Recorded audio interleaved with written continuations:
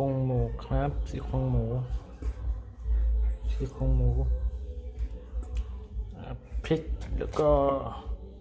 กระเทียมเดี๋ยววันนี้จะทำเมนูซี่โครงหมูนึ่งพริกมาตำพริกได้ที่แล้วก็มาโขลกกับหมูครับเทใส่ถ้วยซี่โครงหมูแล้วก็คนให้เข้ากัน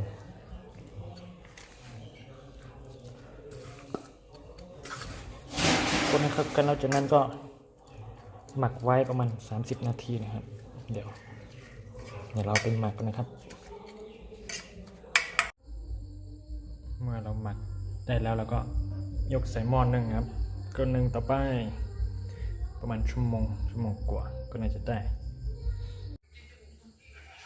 สุกเรียบร้อยครับหลังจากนึ่งมาหน้าตาก็ออกมาแบบนี้สุกแล้วครับโอ้โหน้ำมันจริงครับเน้นครับเน้น